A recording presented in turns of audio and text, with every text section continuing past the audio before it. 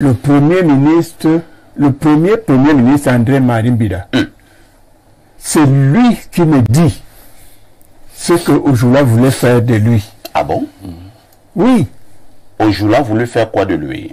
Il voulait me sodomiser. Ah, incroyable. Et il a demandé Ojula, je lui dis toujours, vous voulez me baiser, qui va baiser Marguerite? Vous dit sa femme. C'est très fort pour la télé. Non. Il faut que ce soit clair. Disons quand même qu'à la télé, on présente les excuses pour les mots forts. Les mots. Bon, mettons ça entre parenthèses. Briser encore, ça passe. Briser. Vous me briser. Oui. Il y a quelqu'un qui m'a dit dernièrement que quand 5 hommes sont assis, il y a au moins un homosexuel parmi. Que c'est au Cameroun déjà? Oui, non. Oh, là, nous sommes 5. Nous sommes 5. Donc, je sais pas. Le professeur... Il y a Blériot, la dénonciation de ce jour. Ah ben, les vieux amis auront beau jeu d'écouter la dénonciation de ce matin qui est particulièrement scabreuse. Une dame est venue nous voir il y a quelques jours de cela pour dénoncer une situation malheureuse que vit son neveu. Faut-il le dire, je retrace les propos de la dame. Elle dit qu'elle ne veut plus que ce neveu se considère comme son neveu. Elle le renie. Il est âgé de 26 ans. L'histoire, la voici.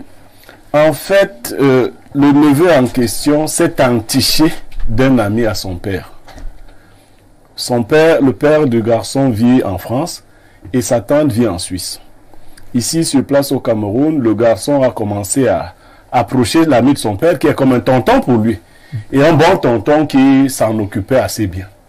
Sauf que ce tonton a tout fait pour exacerber des conflits qui existaient déjà entre le père et le fils, au point de les séparer. Il est donc resté comme le père de cet enfant. Mais il n'a pas été un simple père, il a été un père d'un autre genre. Il a abusé sexuellement et continuellement du jeune garçon contre des fortes sommes d'argent. Malheureusement, cela n'a pas été... ils n'ont pas pu cacher cela sur le long terme. C'est la tante du garçon qui découvre cela et en parle à son père. Son père est tout estomaqué et il ne sait quoi faire.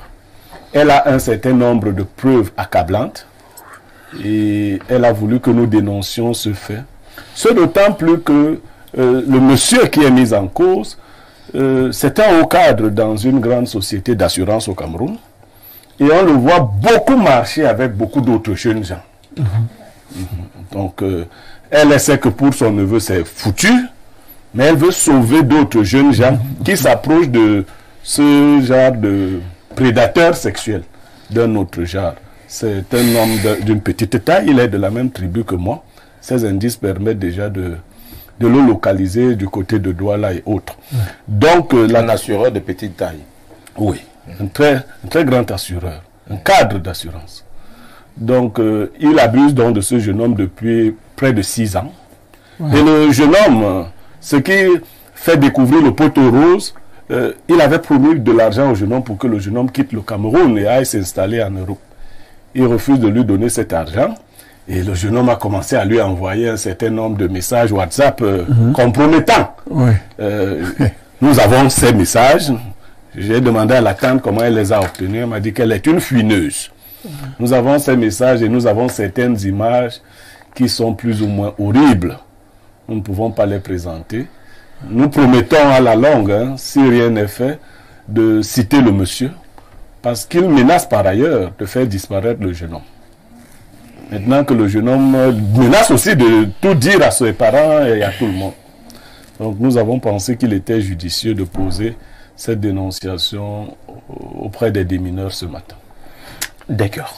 Je dois dire que l'histoire, la dame m'a aussi rencontré. Hein. D'accord. Le monsieur, pour dire que nous connaissons très bien le monsieur, son nom commence par la lettre N. Je me limite d'abord à ce niveau. Parce que c'est une histoire atroce. J'ai lu quelques échanges où le jeune garçon lui dit tu m'as utilisé telle une chaussette.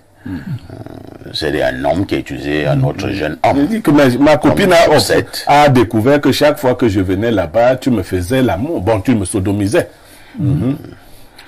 Pierre Blériot-Niémec, Ça serait un début de solution. que faisons-nous par rapport à cette dénonciation que vous-même vous avez posée sur la table? Est-ce que nous allons laisser que le jeune homme continue à être abusé sexuellement par l'ami de son père, ou alors nous devons voir dans quelle mesure faire en sorte que ce monsieur soit inquiété, ou alors c'est dit simplement que cette affaire ne nous concerne pas?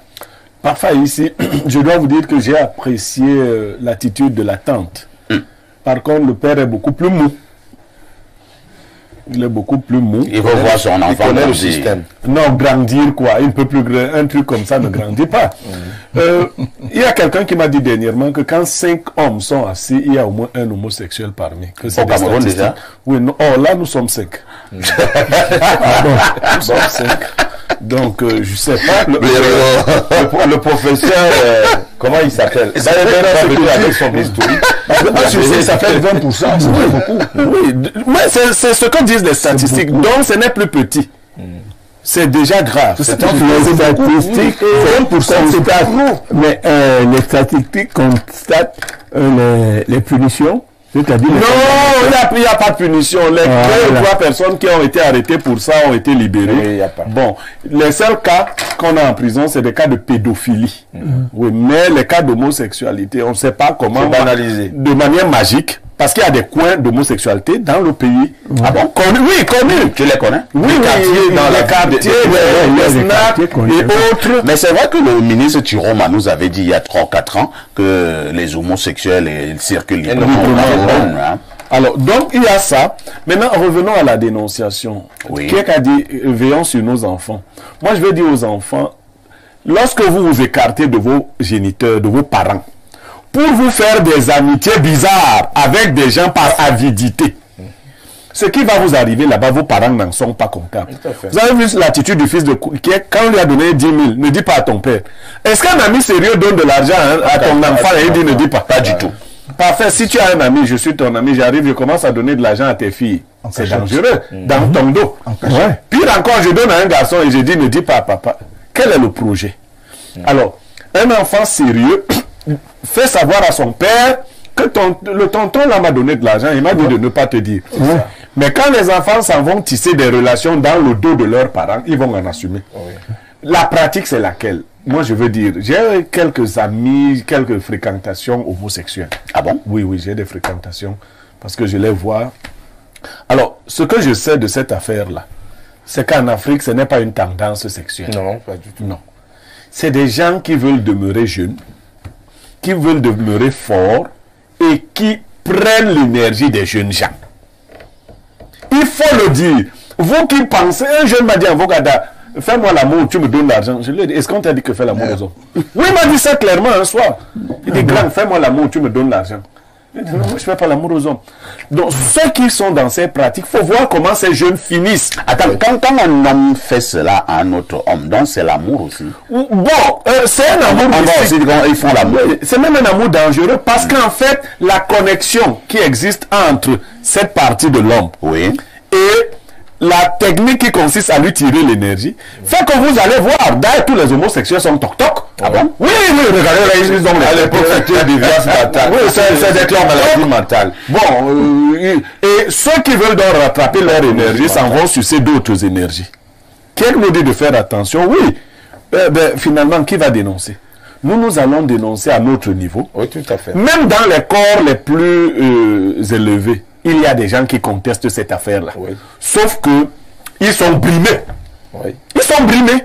Oui. On dit, ben attends, si on t'apporte un dossier d'homosexuel, c'est ton patron qui te dit, mon frère, tu connais les gens là. Mais quand tu nous demandes, tu connais les gens, demande-lui, tu es là. Parce que tu connais qui protège qui finalement. Oui. Et il y a même aujourd'hui, même dans les médias, il y a des médias où on ne condamne plus l'homosexualité. On parle, on accepte pas. Ah oui, Ici au Cameroun? oui, au Cameroun. Moi, je ne les connais pas. Il vous dira, je pense que tous les médias au Cameroun condamnent. non. Je voulais ajouter ceci. Oui, Biloua. Dans cette affaire, il y a aussi la manipulation.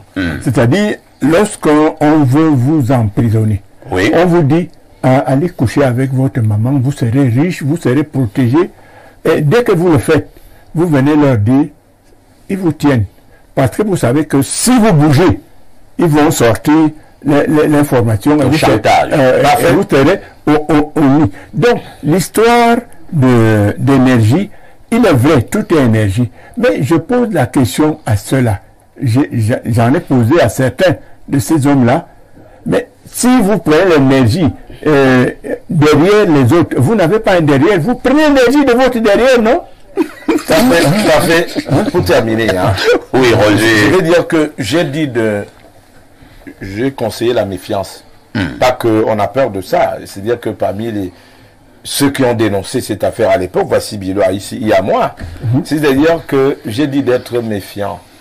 Méfiant parce que c'est un lobby. C'est un lobby, ces gens-là fonctionnent dans le lobby. Et ils fonctionnent de jour comme de nuit. J'ai conseillé simplement la Ils ont des bras longs. Oui, ils ont des bras très longs. Deuxième chose, ce que Niamek dit, il confirme. Moi j'ai interviewé le grand maître Martin Pekba Dagobert, par exemple, paix à son âme. Celui qui vous fait ça,